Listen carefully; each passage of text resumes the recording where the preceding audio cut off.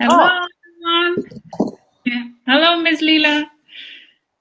Hi, y'all. Hello. You want to have it snow? You want snow? Sure. There. Yay. So, let me have snow here tonight. You look all very nice and Christmassy, Miss Leela. What are you wearing? I do. As a matter of fact, I was given this as a Christmas gift this year. That is so cute. Grandma Claus. Grandma Claus. Yes, you are a Grammy now, huh? Yeah. And Tequila, Miss Tequila, what are you having on your head? Miss Tequila has her sweater. She's taking her coat off because we were out visiting Debbie. I see. It's her Christmas earrings. Oh, hold on. I got to work this camera a little bit. There. Christmas bows. There we go. Hi. Cool. So let us see. Sorry about the earthquake. I was moving the computer. I see. I'm going to look up what we did last week and where we left off. Book of Wisdom. Next is chapter 10. Okay, so give us a second. Because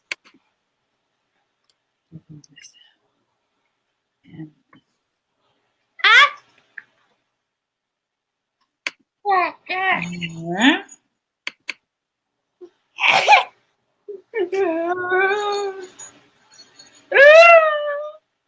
move this out of the way.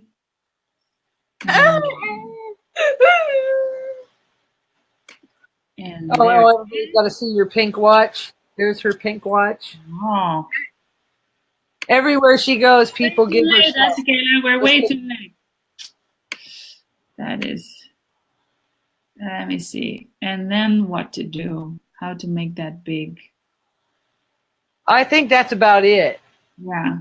Okay. Because I think I can make it bigger.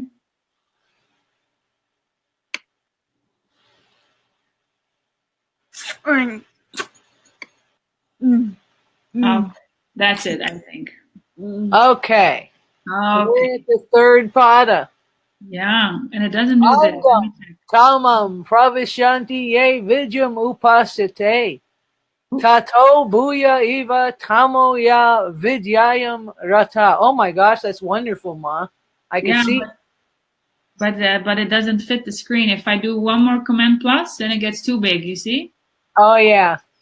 So it's not, so I have to go one smaller. So that's it. Yeah. Did you just go two smaller?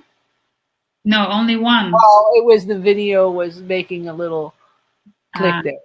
No. Anyway, all that stuff meant those devoted to illusion enter blind darkness. Into greater darkness enter those who are solely attached to knowledge.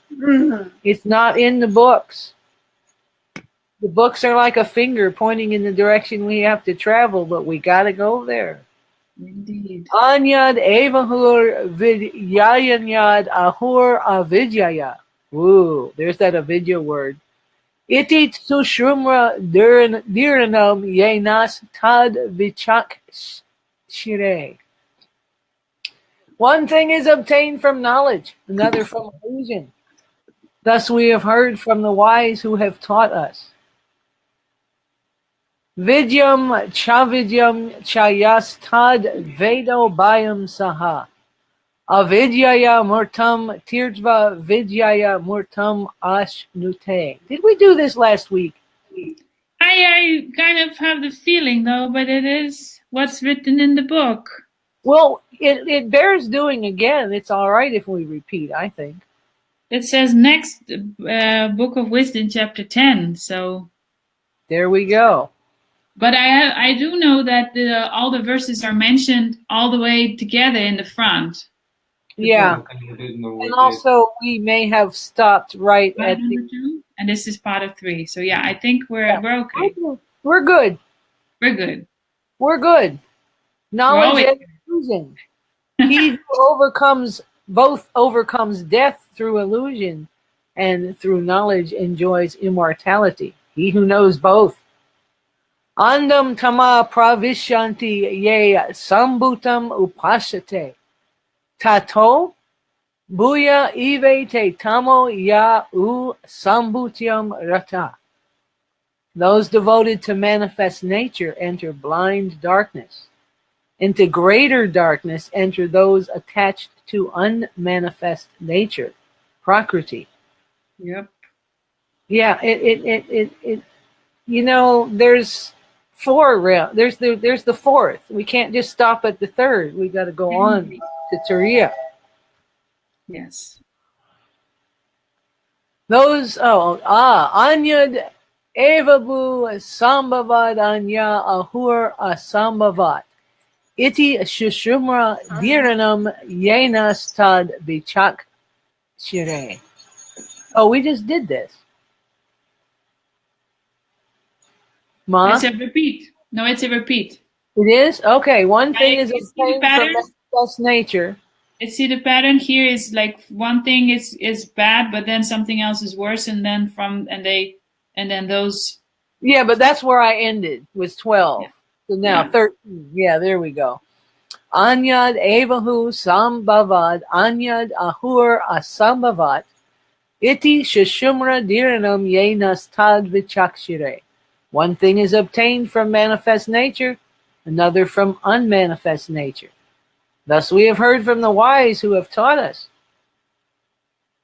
Sambhutim cha vinasham chayas tad vedobayam saha.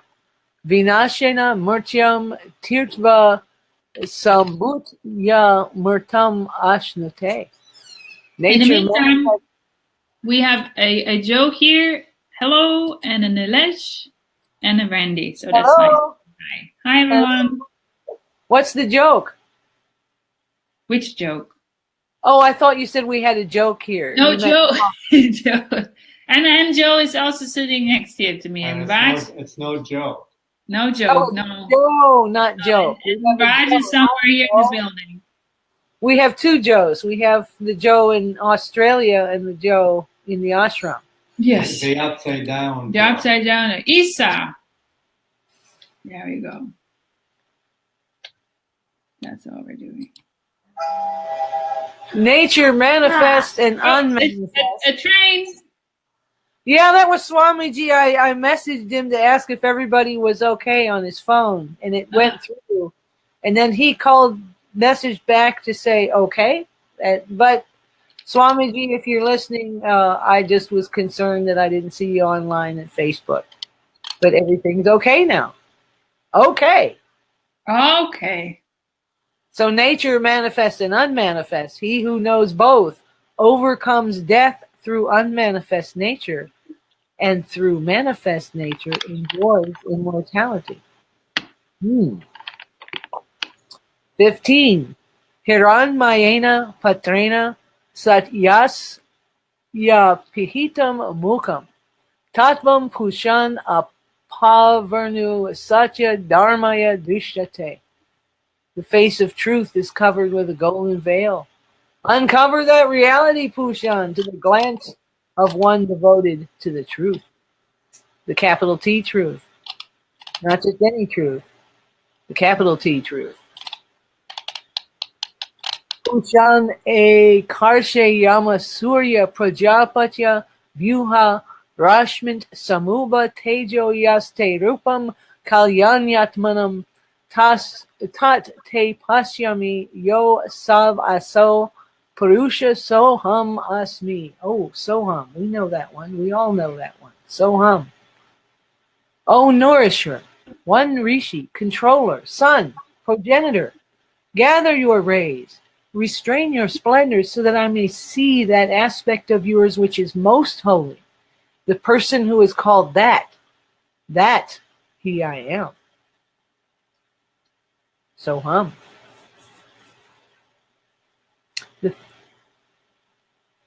We lost our scroller. Yeah.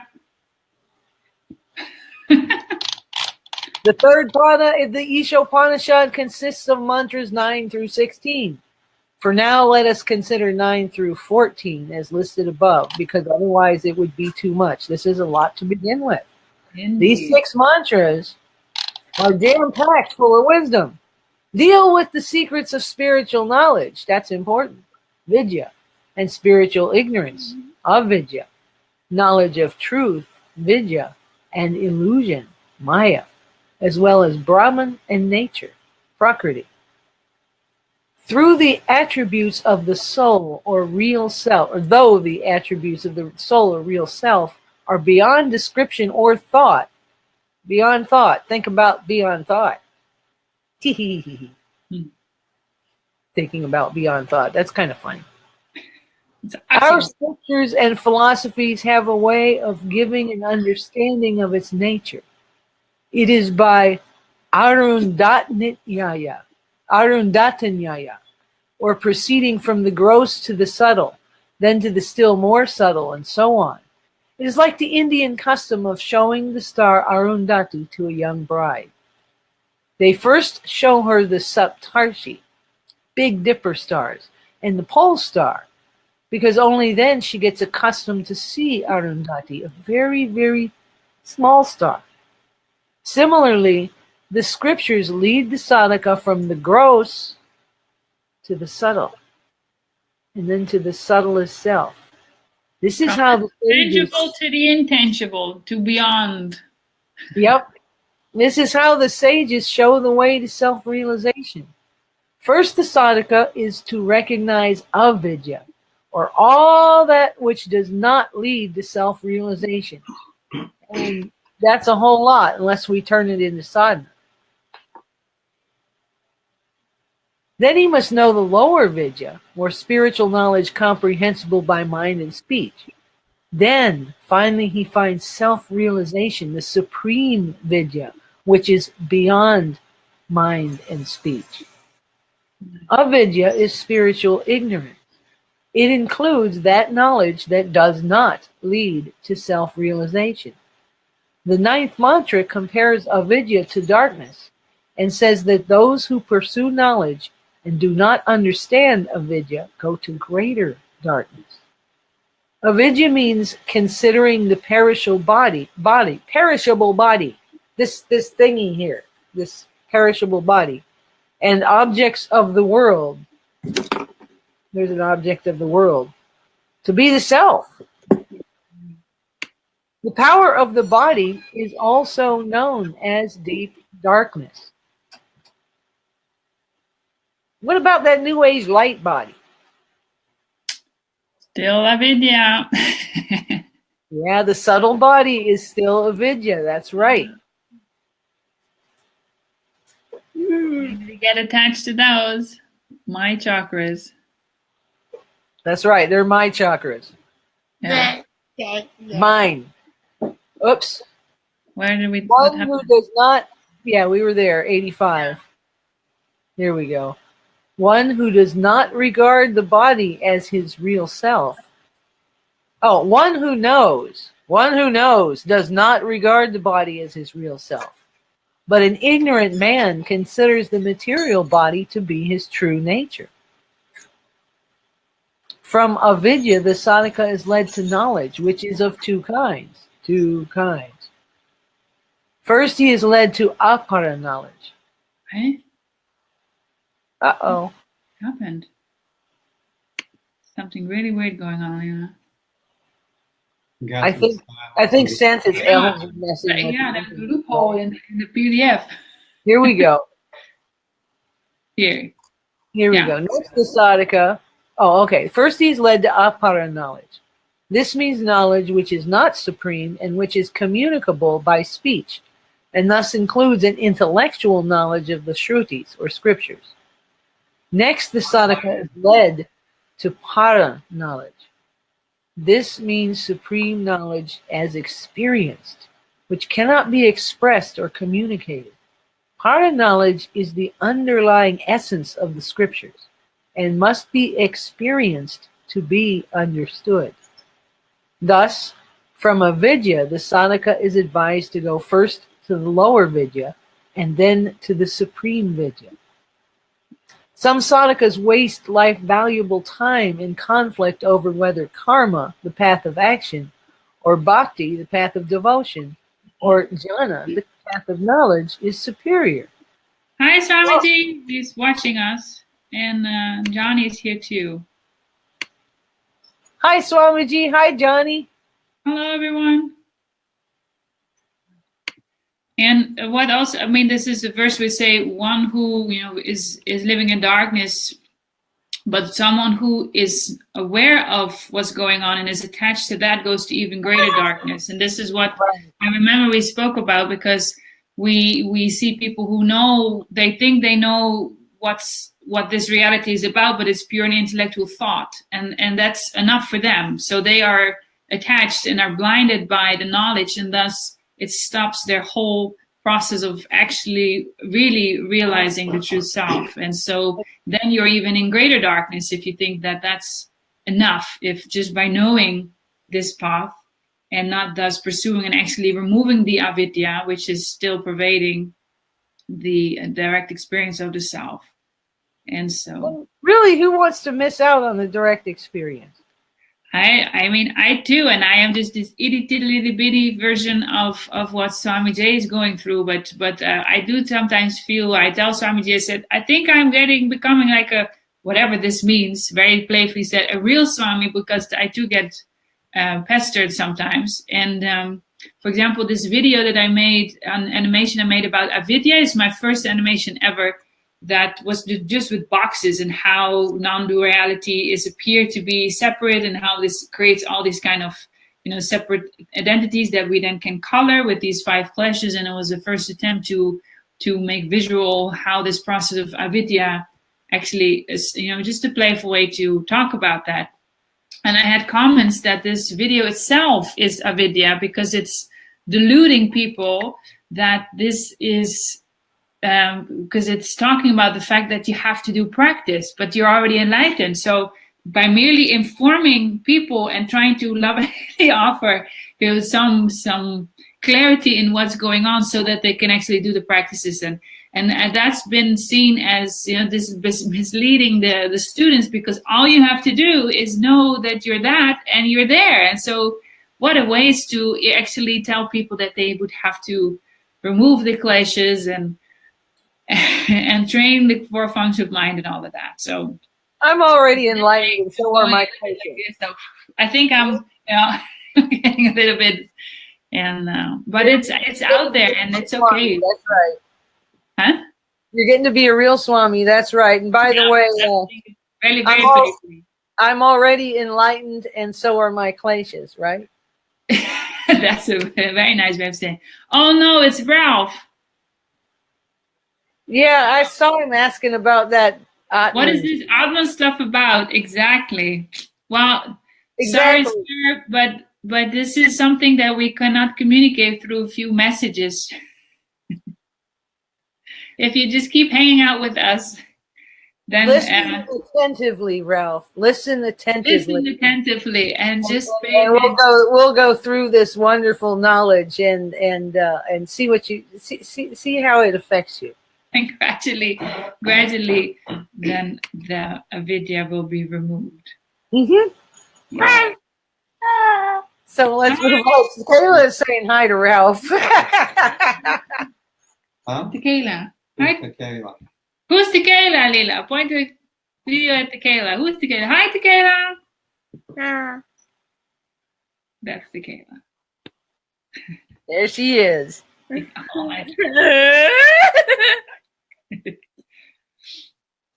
Soaking up all the wisdom. She wouldn't miss it. She would not miss a Sunday. She's always there, right by her side. And I know there's other stuff that she could too. So yeah, she could be out there watching Clifford the Big Red Dog, for example. Cartoon. Right here with Ishupanishad, just taking it in. That's right. So some of these sadhakas waste life's valuable time. Don't do this, Ralph. In conflict over whether karma, the path of action, or bhakti, the path of devotion. I should pursue. Guruji, your student is alive with us.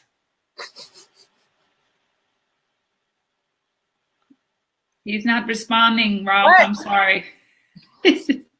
I thought you were Ralph. No. Hi, Roseanne. Hi, Roho. Hi, Ralph. Hi, doggy. Hershey.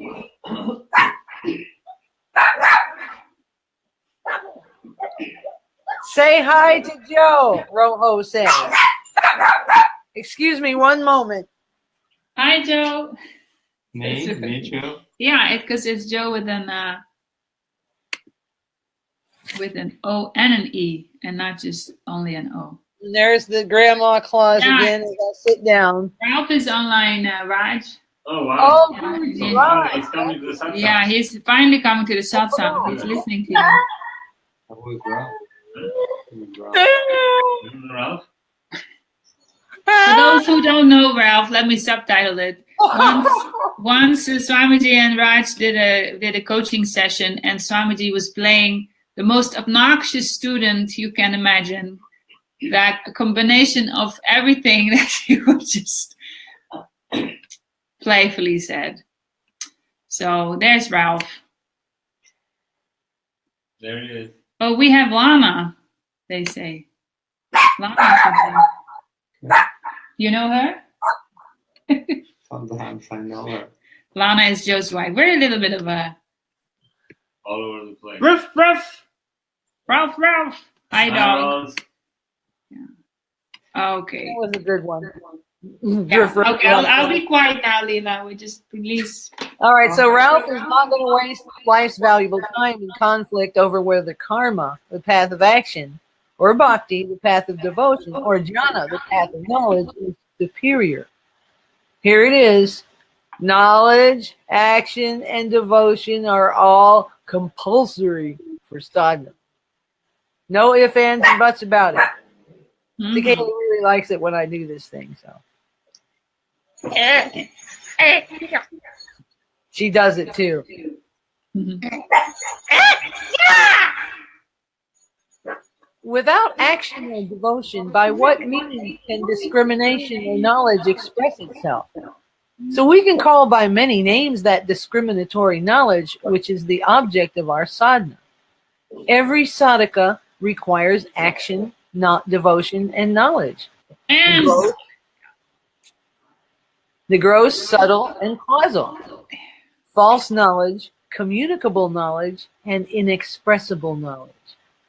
It is harmful for the sadhaka to insist wrongfully upon standing on the same ladder forever, or to be embroiled in sectarian controversies.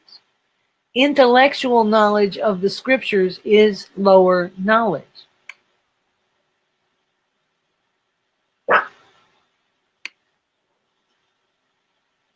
turn up the text. Thank you, Swamiji. Hi, Ramanas. I had the comment still on, so Ralph was asking if I could remove it. Ralph is very picky. Huh? Ralph is very picky. He learned to pay attention. Okay, I'm scrolling. And by itself is still a kind of darkness in comparison to Paravidya, according to the Ishopanishad. Higher knowledge is an achievement which depends on direct experience. And this experience is possible by the sadhana of ridding the mind of illusion, indolence, etc.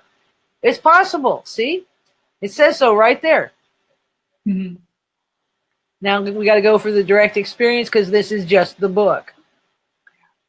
Thus, the mantras of the third part of the Ishopanishad contain the excellent counsel that the sadhaka should keep himself aloof from the misconceptions caused by sectarian controversies of Dvaita and Advaita, or dualism and monism. In reality, these views describe different stages of sadhana.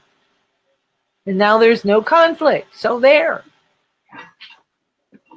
In the initial stage, the sadhaka finds in himself a tangled mixture of illusion and truth, false knowledge and true knowledge, and action, etc. But in trying to understand the non-self, avidya, he enters a subtler sphere of sadhana. If he has unshakable faith in his sadhana and undergoes ceaseless labor, ceaseless? Yes. No That means vacation. a long time without a break, like in the Yoga Sutras, right? Yep. Ceaseless. It's a little bit more stronger than long time without a break, but it really means the same thing. Yes. But if a ceaseless labor, he crosses all barriers and realizes bliss. On the other hand, those who allow themselves to be caught up in the differences of action, devotion, and knowledge, and follow them separately, go to the utter darkness of ignorance. This relates to what Ma was saying earlier about how knowing and not doing. You got all the you learned all the things to do, and you learned the systematic methods, and then you don't do them. It's greater darkness. The 11th mantra says you have to understand both ignorance and knowledge simultaneously. Otherwise, you will not be able to move forward. If ignorance is gross, knowledge is subtle. In order to reach the subtle, a knowledge of the gross is necessary. Through an understanding of avidya, the sadhaka will surely be attracted to knowledge. He can then learn the path better and embark upon it. The embarkation is the important part. By endurance, self-study, and worship of God, knowledge can be gained. Going along the path is somewhat like climbing a ladder to the sky. No matter how long the ladder and how energetic the climber, he can never reach the sky. Yet this only means that God is not finite, and his infinity is in the grossest of the gross and in the subtlest of the subtle, and we're just going to ignore that ringing in the background. Okay. Because we're just going to leave the gross behind and get into this subtle stuff. God can be found in the inmost heart of the sadhaka's own body. When the depth of understanding is fully developed and definite practices presented by the sages are followed.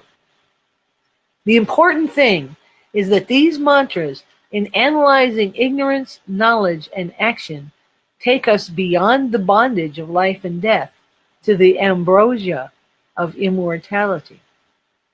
So let's all have some ambrosia on this Christmas Eve.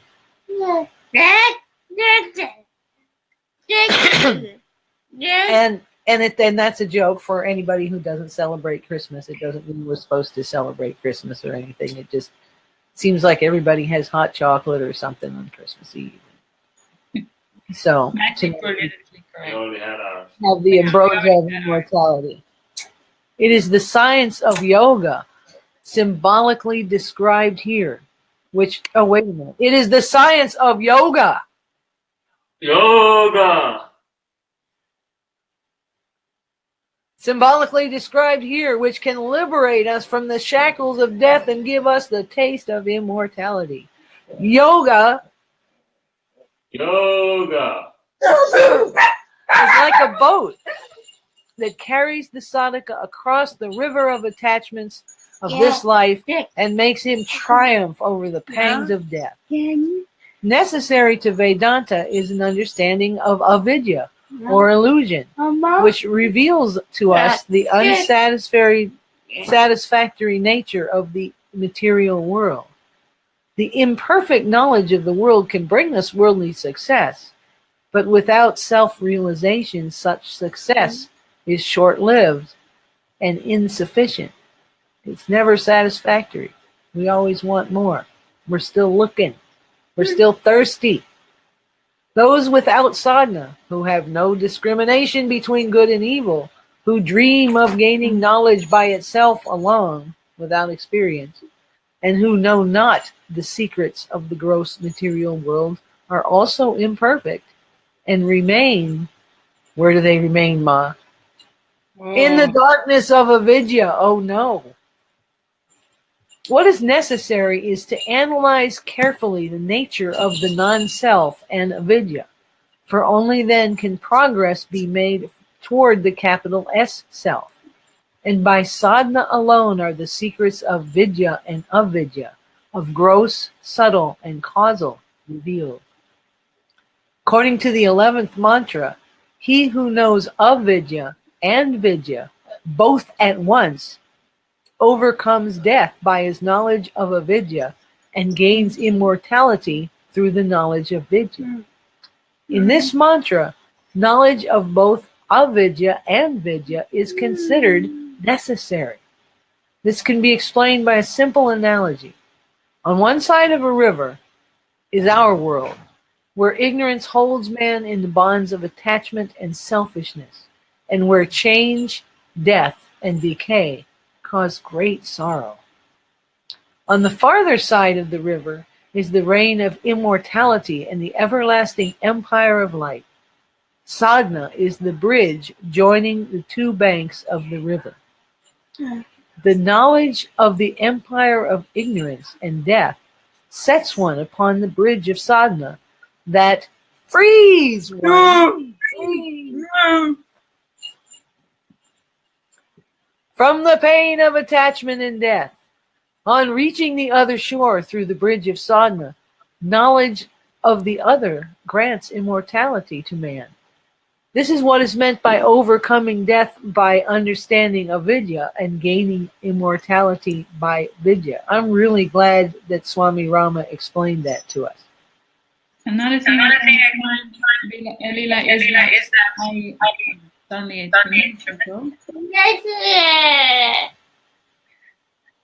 is that when the words are made available for people, I sometimes encounter that we only want to focus in the sense of, oh, hello, Hershey, the little doggy, hello, is that emphasizing the Divine Mother, and I'm very cautious in trying to say this respectfully and accurately, so not to make any boo-boos here, but I encounter this now also in the phenomenon of the, maybe I could say, modern yoga, is that now, the emphasis on Divine Mother and everything is Shakti and allowing everything to flow and everything is beautiful and it's all, we're all one, and so the emphasis is on who we are, and there is an aspect missing in that practice, namely the neti part. I am not this, not this, not this. In a sense, that that is skipped. That whole process of actually looking and negating and releasing of what you are not, and actually spending time with that to really let that sink in, how strongly we are attached to these false identities, as in the body and the thoughts and the emotions and all of that, and just wants to be in this nice little bubble of love, which is beautiful to watch. But you see how it's, I'm very happy with Swami Amir saying that both are needed. We need to see how much we are, in a sense, deluded, and need to really, really spend time with waking up from what we are not. That's why we talked about Brahma, Satyam, Jagan, Mithya. The world is unreal. We say, well, it's unreal, so we don't have to spend time with it. No, we need to emphasize that, to wake up from it. Otherwise, it's just going to be a nice little bubble that we're in. You're talking about seeing unreal for being what it is, real. Yeah, and that needs to be really. And it happens every moment. Niroda. That's right, Mama. That's it. You said the word. I was reading it, but as soon as you say it, that's so cute. Niroda. Duh. So yes. What you're saying really brings to mind something very interesting, which is that, the image of Kali is so popular now. And so many people have picked it up, and I even see artistic almost appropriations of it, because they miss what the image actually means. And that's what it means, is exactly what you said, and exactly what Swami Rama is saying here. In one set of arms, you often see her holding weapons of destruction. Mm-hmm. In her other set of arms, there's no fear and giving boons. And then what that actually means is that knowledge and avidya, vidya and avidya at the same time. And there's this nirodha, which is represented by the destruction, and this also not just that it's neti, but also everything is Brahman. Yes, but that indeed comes. That's phases of, as Swami was saying, that's phases of practice. So we need to know the avidya. There's vidya that we will gain from reading the scriptures and contemplating, doing practice. But eventually, both of them have to be set aside to really realize itself. And holding them both. Immortality sounds good, indeed, it does. Yeah, holding them both at the same time is what's being said here, which is very interesting. This knowledge and ignorance, and I really think that's what the image represents. Yes, and not some it's not some somebody that's gonna come to your rescue and kick everybody out of your life that you don't like because you think they're a demon. No, we have to go through that process of fire to go through the light. Yeah.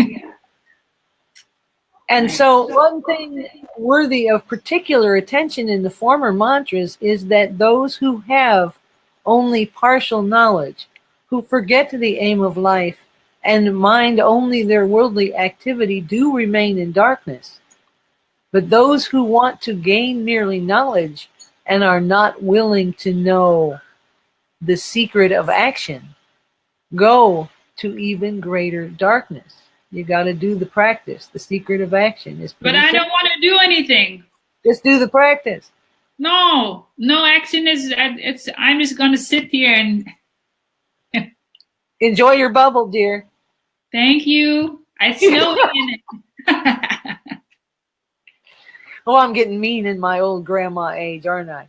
No. Enjoy your bubble, dear. Here we go. It's going to get even deeper. Mantras 12, 13, and 14 of the third part of the Ishopanishad concern manifest Brahman, Sambhuti, and unmanifest Brahman, Asambhuti, called Vinasha in the 14th mantra. So we may ourselves experience the mysteries of manifest and unmanifest Brahman. Let us now search for the way to enter our temple of sadhana. Should we break here? Is it time? Yeah, it is time, huh? I don't know, but I think that's a perfect cliffhanger, don't you? Yeah, because looking at this gray bar, I don't know if you can see, there's only like a quarter, so we're nowhere near the end, and so it's going in a new collection, new cluster of. That's a good. Let us now search for the way to enter our temple of sadhana. Well, if I temple of sadhana. If I remove this, then we are back to being big. Can you? Oh.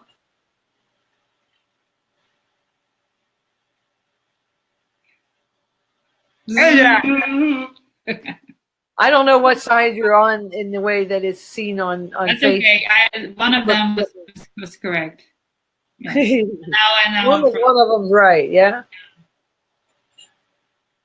Well, thanks, Leela, for jumping in, even though we were late, and showering the wisdom of the Ishopanishad on us by.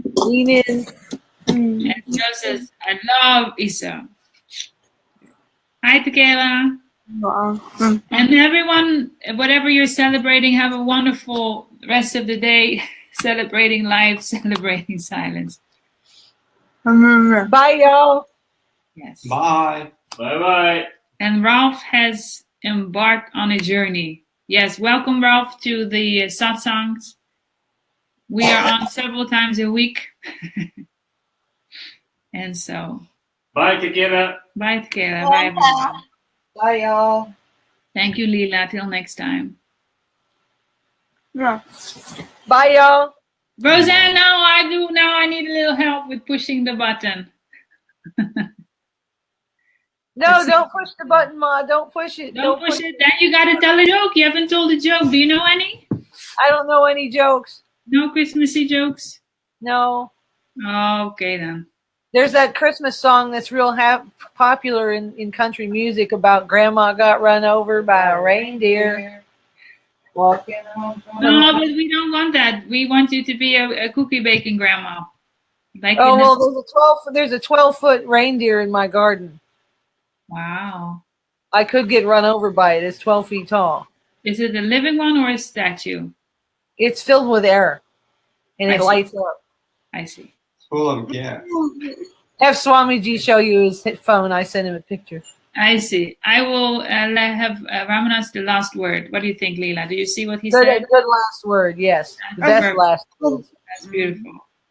Om Tat Sat, everyone. Enjoy Thank you, Ramanas. your next practice. Mm, mm, mm, mm, mm.